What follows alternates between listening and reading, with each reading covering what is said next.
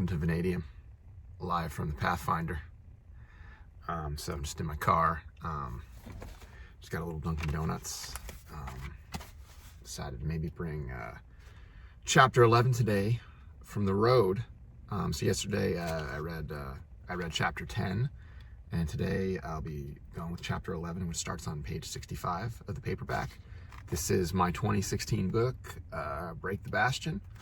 And today's chapter, number 11, is called Searching for Lost Children. So I hope everybody's noticed I've gotten distinctly better at my reading over the last like 10 chapters that I've read. So the learning curve is working in my favor. So I'm pleased. Like I look back at the early videos and I'm like, oh, you're a stuttering, stammering mess. You can barely read your own work. I think I'm getting better. And as the book goes on, I like the chapters more. I like the way the book gains flow as it goes on. So I'm actually really enjoying this. So I'm maybe getting more enjoyment out of this than the audience. So, but anyway, I appreciate everybody tuning in. Hope everybody's doing all right and staying strong. COVID era 2020. So I will begin on page 65 with chapter 11. A few nights later, Callista found herself in a jumbled state of being both awake and asleep. She couldn't move. It was like she was being swaddled against the mattress by her own sheets. The only thing she could see were Strix's eyes, glowing red and pulsing. The throbbing light seemed to electrify her body, sending waves like armies of ants up and down her legs.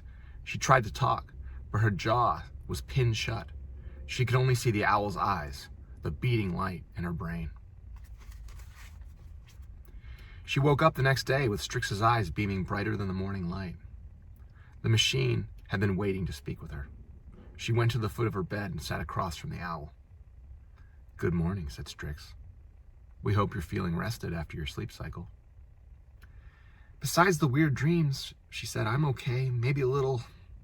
"Today," said Strix, cutting her off, "we're afraid you'll have to miss school for more important matters." "I don't think my dad will let me miss school today." "For that reason, we suggest you keep the information to yourself, Callista. Can we trust you to do that?" "I don't know." "Callista, we remind you that you and your father have made a commitment to this project." Callista asked Strix, "What do you want me to do?" Callista dressed for school and even carried her books with her, just in case she saw her father on her way out. However, when she got downstairs, he wasn't there. He wasn't in the house at all. It was unprecedented for him to leave to work without saying goodbye or checking on her. She found Morgan Battle leaning against the mailbox in front of her house. "So what's the caper today?" he asked her. "Strix wouldn't tell me much." "He wouldn't tell me much either," she said. "Just said to meet you and go to an address downtown." Morgan said, "Beats school, I guess." "Strix also said to pick up Lucas at his house." "Oh," said Morgan, surprised and perhaps a bit disappointed it wouldn't be just the two of them. "He didn't mention Lucas was coming, but sure, yeah, let's go get him." When they arrived to Lucas's tenement, all the windows were covered in aluminum foil, and there were several warning signs to trespassers. Lucas's home was the most run down on the block, with chipping paint and salt stains on the windows. The place looked like an old ship that had been dredged up. Callista knocked on the steel door and heard activity right away. Lucas's mom, Aura Monkshood, opened up and shot them both an annoyed look. She was dressed in a long, colorful t-shirt that looked like it could have been washed over 1,000 times. She stood in the doorway, staring at Morgan and Callista like they were unwanted salesmen. "Is Lucas home?" Morgan asked carefully. "No, he isn't. Why? Do you want to hurt him like everyone else does?" asked Lucas's mom. "No," Callista answered. We're friends of his." "That's nonsense," said Lucas's mom. "He tells me about all his friends." Behind her in the hallway, Lucas staggered over, looking tired, almost drunken, with his eyes droopy and red and his expression lifeless. Merely the effort to walk to the doorway seemed to exhaust him. He tried to talk to his visitors, but he couldn't catch his breath. "Get out of here," his mother shouted. "We're sorry," said Callista, who backed away from the door. Lucas looked at her and Morgan with a hazy sadness. Then the door slammed. "I thought my dad was bad," commented Morgan. He didn't look right, said Callista. Something seemed really wrong with him. There's always been something wrong with Lucas, said Morgan. We've gone to school together for years, and he's been sick nearly every second. No one at school knows what's wrong with him, and he doesn't talk to anyone. It gets the rumors going. I've heard whatever he has is pretty damn deadly, and he's the only diagnosed case. That's ridiculous, said Callista. It doesn't help that he refuses to talk to anyone, Morgan said. While they walked away, Callista kept looking back to the tenement. Strix said he was supposed to come with us, she said. We were supposed to do this together. If you want to get in a fight with that lady, said Morgan, then go ahead. All I know is Strix told us to go somewhere, and I'm supposed to do whatever that damn bird says. Strix's directions took them to the very center of the city, the financial district of high-rises that acted as a nerve center for the eastern part of the country and a sizable portion of the remaining world.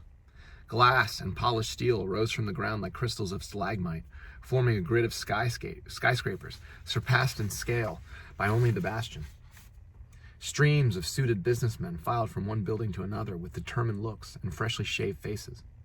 The financial district was the unofficial capital of the East, held secure by the Bastion, which sat like a massive mirage on the horizon. A cloud of spray hung over it in the distance, like a clump of frozen fog. Morgan and Callista continued along the route that Strix had given them, ending up in the Park District. Hundreds of exotic trees and plants bordered the various walkways. In the center of the park, a massive bronze statue sprung from the lawn. The statue of Blaise Laurence stood over 50 feet tall. It was a depiction of the man during the construction of the Bastion, with the inventor staring out to sea with a set of blueprints in his hands. The look on the bronzed face mixed wonderment and resolve. The inscription at the bottom read, Blaise Laurence, the man who showed imagination contained even the mighty ocean. Forgive that little alarm there. Oh, there it goes. They walked toward the statue just as Strix had instructed. Surrounding the sculpture, a ring of park benches sat mostly unoccupied.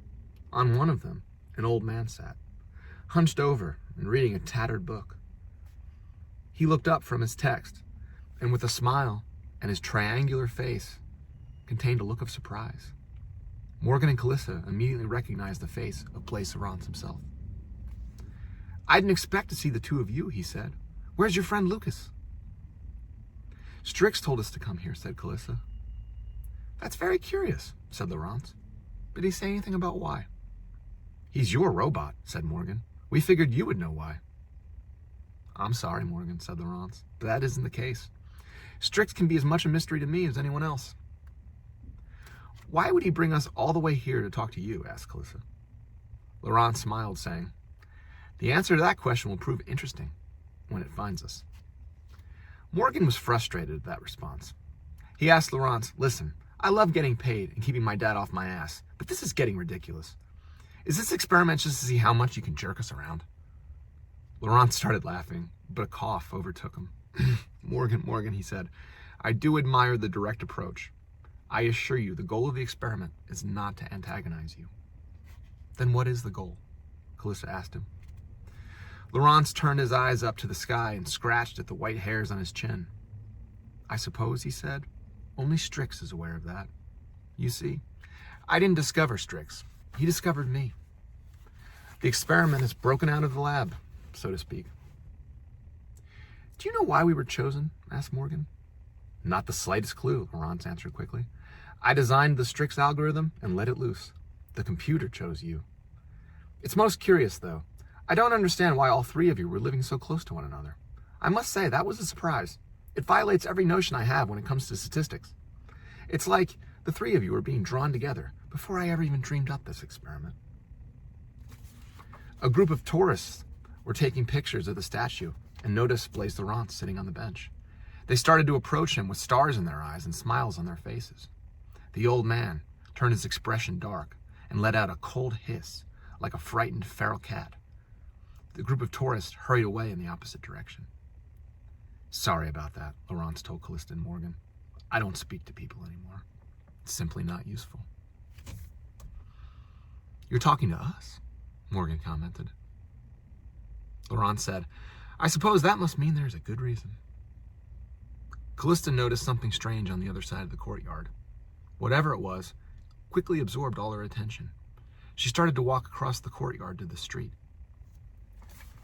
Huge, polished titanium boxes, each about the size of a small bedroom, were being hauled on the back of several 18-wheeled trucks. Policemen were stopping traffic to make room for the loads. Crews were ready on the street in front of the banks. Callista watched them move several of the titanium boxes. Then, across the street, she saw her father speaking to several men in one of the crews. What's he doing? Callista whispered under her breath. There's more of those boxes. What do you think is in there? Morgan asked Laurent. Blaise Laurent seemed troubled at the sight of the boxes. His mouth fell, and his skin went a shade paler. I can't be sure, he said, but I have my suspicions. What's my dad doing there? Asked Callista. We had 2 of those boxes arrive at our house. I see, said Laurent, still staring across the street like a man watching an approaching wildfire. Callista's father walked into the Oceana Bank building with the 4 men and disappeared out of sight. She stood there, watching the crews roll the boxes and onto ramps into the building. He didn't say he was going to the city today, she said. I'm sure he just forgot, said Morgan. I wouldn't worry. Perhaps there is a good reason he didn't tell you, said Blaise Laurent. What do you mean? She asked. Perhaps he's protecting you from something. He is your father. Callista asked him, is he protecting me from someone named Lacrone? Laurent's face went rigid and he sighed. I knew you'd hear that name eventually. So you know him, Callista asked. He has something to do with why my father is lying to me. We saw that name written in graffiti. We saw Lacrone written in graffiti at the watchtower. Tell me who Lacrone is. Laurent answered. He's what happens when society isn't careful, when things go too far. He was my partner, you see. He and I had big ideas for the future. We both thought the Bastion would give humanity a second chance, that things would be different, that people would be different. When the war started, he changed. He didn't think people deserved the Bastion. In the end, he thought we made a mistake. Morgan asked, what does this have to do with us or the experiment? My hope is nothing, said Laurent, staring out to the Bastion. I would suggest the 2 of you don't go looking anymore for Blasi Lacrone. Can you both do that for me? After they agreed, Laurent leaned on his titanium cane and started off in the other direction. A whistle, like a draft through a narrow crack in a window, crawled out of his mouth. Then he coughed something up into a red silk handkerchief. I'm afraid this is where I leave you, he told them. Please send Strix my regards. After that, Blaise Laurent disappeared into a crowd of pedestrians. When Callista got home that afternoon, she waited for her father in his study. He arrived a few hours later, carrying a hot dinner of prawns for them both. He smiled as soon as he saw her, but there seemed to be worry in his eyes. How was your day? She asked him. A bit long, he answered, but I bought dinner for us. What did you do today? She asked him. There was a tone of an accusation. Usual day, he said, turning his head down to read some papers on his desk. Just, at the office. Callista's expression fell to the floor. You were at the office all day? She asked. You didn't get out at all? Nope, he said. Meetings all day. Didn't even get to see the sun. I'm sorry, she said, her face stale at the presence of a lie between them. You're working so hard. Then she asked him, do you remember those boxes you had delivered? What was that about? Oh, he said, his eyes wide. That's just building materials for the house, for the contractors. Pretty fancy box for bricks and wood. I suppose you're right. I'm sure they charged me accordingly, though. How was your day? Callista told him about a generic day at school, not mentioning that she had been out to the city and had seen him. She found in his face an unease she hadn't seen since her mother disappeared. Her father appeared troubled, as though something big and heavy was dangling over his head and threatening to fall. So thank you all for listening and tuning in. I will bring the next chapter is Balassi Lacrone, the name of the mysterious villain of the book. We're going to find some more information, and that was chapter 11. And we'll start again. Another edition of Vanadium coming up soon with chapter 12, starting on page 72. Thank you all very much. This has been Vanadium, live from the Pathfinder.